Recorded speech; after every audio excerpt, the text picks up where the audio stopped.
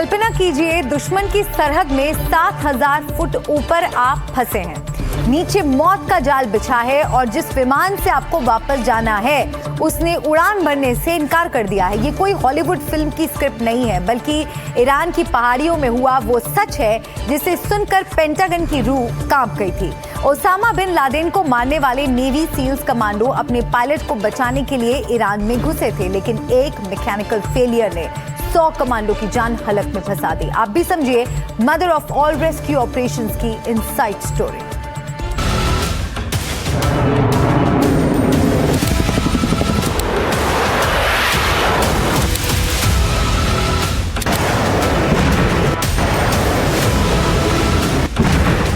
Iran के आसमान में एक अमेरिकी F-15E फाइटर जेट को निशाना बनाया गया। वेपन्स ऑफिसर ने इजेक्ट किया और ईरान की बर्फीली पहाड़ियों में गुम हो गया। 2 दिन तक सस्पेंस बना रहा। तभी एक रेडियो संदेश गूंजा, गॉड इज गुड, ईश्वर महान है। पेंटागन समझ गया उनका जाबाज जिंदा है। बस फिर क्या था, व्हाइट हाउस से ऑर्डर निकला, उसे हर कीमत पर वापस लाओ। लेकिन ये मिशन इतना आसान नहीं था। ईरानी सेना उस पायलट के करीब पहुंच रही थी। रेस्क्यू टीम को रास्ता देने के लिए अमेरिका ने इस्फहान की सड़कों पर मौत का तांडव मचा दिया। सटीक एयर स्ट्राइक की गई और सड़कों पर 28 बड़े-बड़े गड्ढे कर दिए गए। 9 मीटर चौड़े इन गड्ढों ने ईरानी सेना की घेराबंदी को काट दिया। संपर्क टूट गया और नेवी सील्स को वो खिड़की मिल गई जिसकी उन्हें तलाश थी। ये वही नेवी सील्स के कमांडो हैं जिन्होंने पाकिस्तान के एबटाबाद में लादेन को मारा था। सिर्फ मारा नहीं था, बल्कि उसकी लाश को ले जाकर समंदर में दबा दिया था। उन्हीं नेवी सील्स कमांडो ने अपने पायलट को ईरान के सबसे खतरनाक ऑपरेशन से बाहर निकाल लिया। नेवी सील्स ने 7,000 फीट की ऊंचाई पर पायलट को ढूंढ लिया।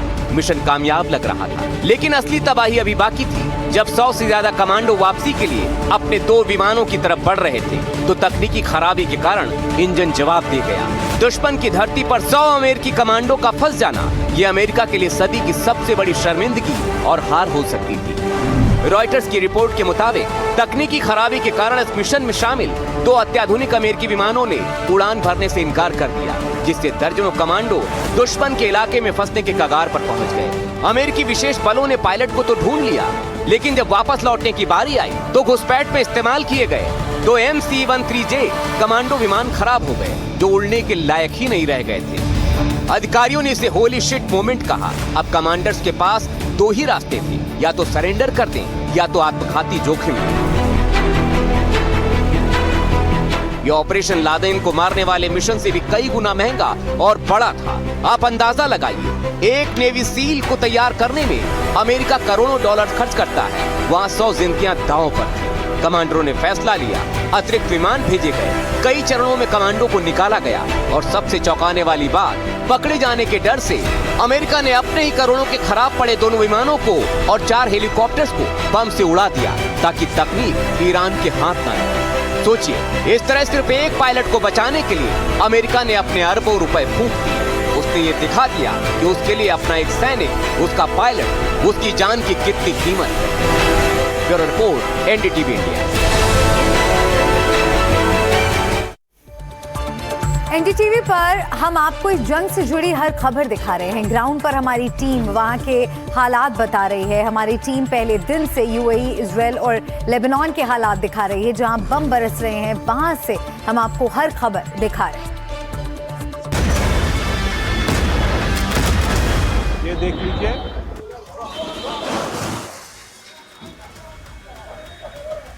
ये देख लीजिए तबाही का ये मंजर।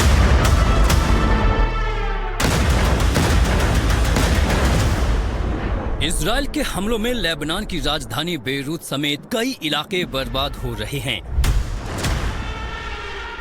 बेरूत में लगातार बारूद बरस रहा है। रविवार को यहाँ हुए हमलों में करीब 14 लोगों के मरने की खबर है। बेरूत के उस इलाके में हमारी टीम पहुंची जहां हमले हुए थे। यहां पूरे इलाके में मलबा फैला है। हमारे संवाददाता जब यहां रिपोर्टिंग करने पहुंचे तो यहां मलबा हटाया जा रहा था, कारें हटाई जा रही थीं। ये तबाही का मंजर जो लेटेस्ट जो बॉम्बिंग है इसराइल की उससे हुआ है। ये एक बहुत ही गंजान आबादी वाला इलाका है जिन्ना, जहां कल ये बमबारी हुई और आज पहली बार मीडिया को यहाँ आने की इजाज़त मिली। कई लोग इसमें मारे गए, 40 के आसपास जख्मी अस्पताल पहुंचाए गए। अभी भी ये मालूम नहीं पूरे इस मलबे के नीचे क्या है, क्योंकि अभी भी ये मशीनें जो जेसीबी हैं यहाँ ये मलबा उठा रहे हैं, देख रहे हैं मलबे के नीचे क्या है। इजराइल का मानना है कि वो हिजबुल्लाह पे हमला कर रहे हैं, लेकिन हम देख रहे हैं ज़मीन पे जो कंजेस्टेड नेबरहुड है, गुज्जान आबादी वाले इलाके, वो इसका शिकार बन रहे हैं। ये देख लीजिए,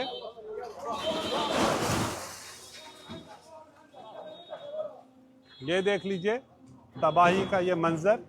ये है यहाँ बैरूत की कहानी, बैरूत की तबाही के मंजर खुद अपनी कहानी यहाँ बता रहे हैं।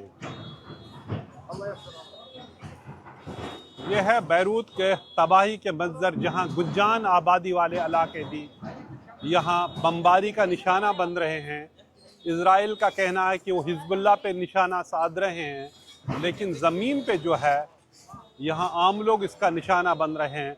मकान तबाह हो रहे हैं और मकान तबाह हो रहे हैं।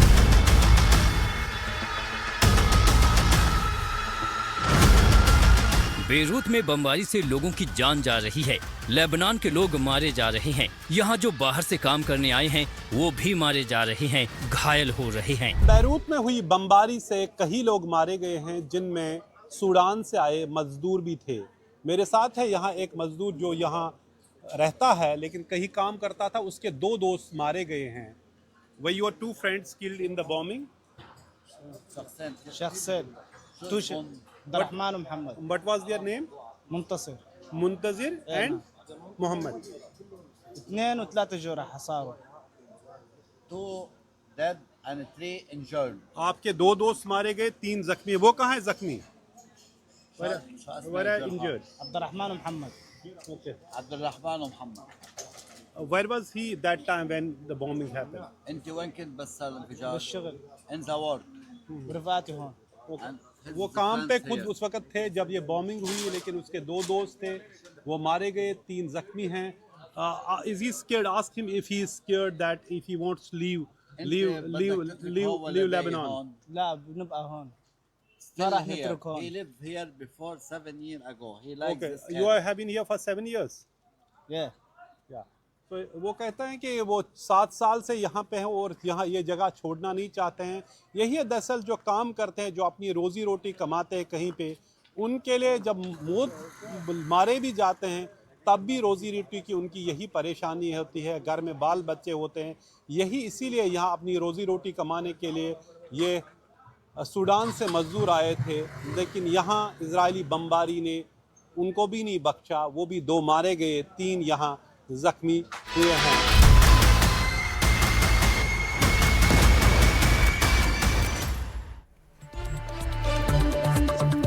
और इसी के साथ देख रहा है इंडिया में फिलहाल इतना ही। कल फिर होगी आपसे मुलाकात शाम 5 बजे, सिर्फ NDTV इंडिया पर।